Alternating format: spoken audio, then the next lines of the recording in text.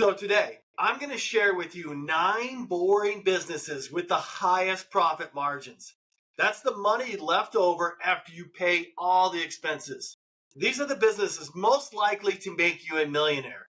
And if that's your goal, there are many businesses for sale just like this right now.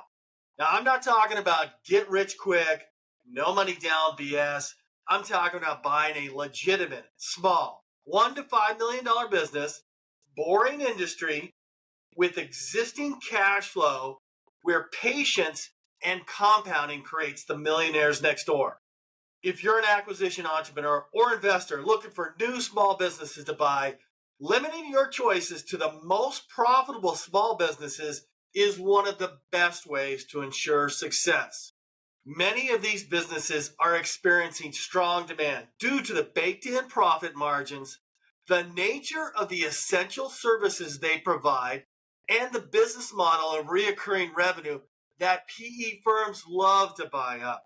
If you buy one of these businesses, not only will it put you in the top 1% of wage earners in the United States, they also create millionaires next door. I'm John Stoddard from Deal Flow System and Top M&A Entrepreneurs Podcast, here educating you on your business buying journey. For more information about business buying tips and advice just like this, make sure you hit subscribe and hit the bell button so you're the first to be notified when we release brand new content. Without further ado, let's get into the list. Number 1, accounting, tax preparation, bookkeeping, financial planning. Average profit margin's about 18.4%. The pros on this, it's got high demand for financial services, especially during tax seasons. There's reoccurring revenue from clients who require ongoing financial management. There's opportunities for specialization in areas like payroll, tax planning, or investment advising. A few cons, well, it's seasonal. You're going to see fluctuations on that. With most of these businesses, activities concentrating right around January to April. Also, it requires extensive knowledge and often formal certifications. But there is a way around this. I've interviewed 2 people that have bought accounting firms, and they are not CPAs. If you want more information about those 2 podcasts, make sure you comment down below. Very curiously, this type of business sells for 1x multiple of sales. Not net, not EBITDA, but sales. If anyone knows the answer to this, please comment down below. Number 2 is software. It's boring because it's been around for 30 plus years. But I'm not talking about the niche software. I'm talking about application software where businesses depend on your apps. The average profit margin is 19.66%. Now, I did a database run on Data Axle, and there are over 30,000 of these application software businesses out there that are over 10 years old. Pros on this, high profit margins, especially for successful software products, scalable business model with potential for global reach, growing demand for software. The cons, high initial development costs and ongoing maintenance, competitive industry with constant innovation required.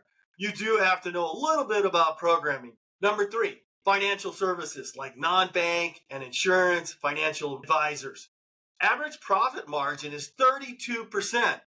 The pros on this, high potential for income, especially from top performing financial advisors, reoccurring revenue from managing clients' investments, opportunities for specialization and building loyal client base. Cons, requires regulatory compliance and licensing.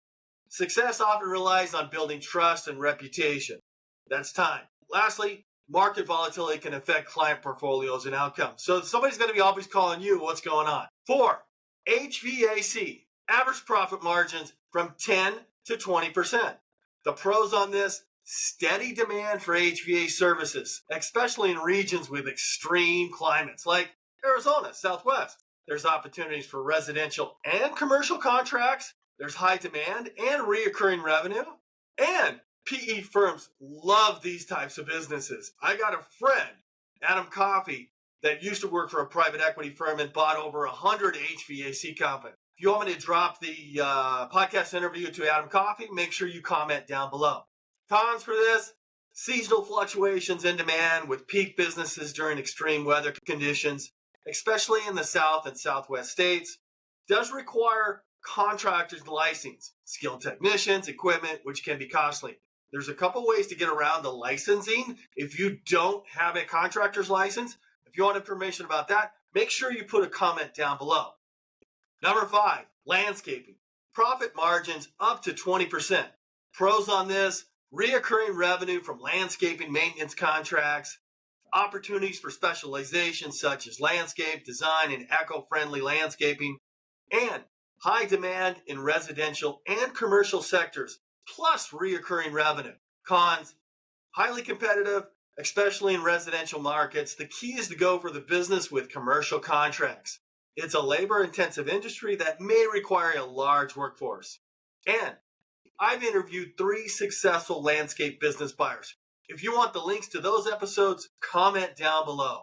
Number 6, plumbing. Average profit margin 10 to 20%.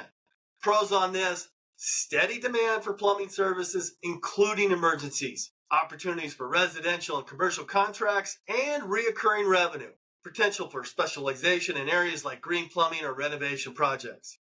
Cons on this: seasonal fluctuations in demand, requires skilled plumbers and equipment, and competitive market with price sensitivity. Number 7, coaching businesses online, education, selling your expertise on how to do something.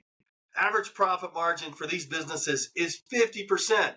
Pros: high profit margin, especially for online courses and coaching.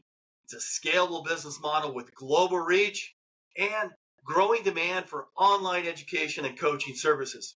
One of my podcast guests sold a course coaching business to a PE firm for over $13 million. Cons on this: requires expertise and authority in your niche. Competition in online education can be fierce to get noticed. And lastly, marketing and attracting clients can be challenging. Number 8, electricians. Average profit margin 10 to 20%. Pros on this: steady demand for electrical services in residential and commercial sectors. Opportunities for specialization in areas like home automation or renewable energy, and opportunities for residential and commercial contracts and reoccurring revenue. Cons on this: seasonal fluctuations in demand, requires licensed, skilled electricians and equipment. Now, there are ways around this. If you want more details, make sure you comment down below. Also, competitive market and price sensitivity. And number 9, e-commerce. Now, the average profit margin could be up to 50%. Pros on this: high profit margin products, especially for niche projects. I used to own an e-commerce company, sold hearing aids online. Took a while to figure it out, but my cost of goods for 2 hearing aids was $350, and I sold them for $1,200 to $1,400. I sold that company a couple years ago. I put it on Empire Flippers. It sold in 72 hours. E-commerce can be a scalable business model with global reach. You got 24/7 online presence, allowing for sales around the clock. Cons on this: intense competition in the e-commerce space. Requires effective online marketing SEO strategies. It's all about traffic and conversions. So those are the 9 boring businesses that I believe that are most likely to make you a millionaire. But you also need to combine that with your skills, your background, and your know-how. Getting into the right industry is one thing, but you also need to be the right person in the right industry in order to make it big. Does that make sense? If this is the first time you're watching this video, make sure you hit the subscribe button. Take care.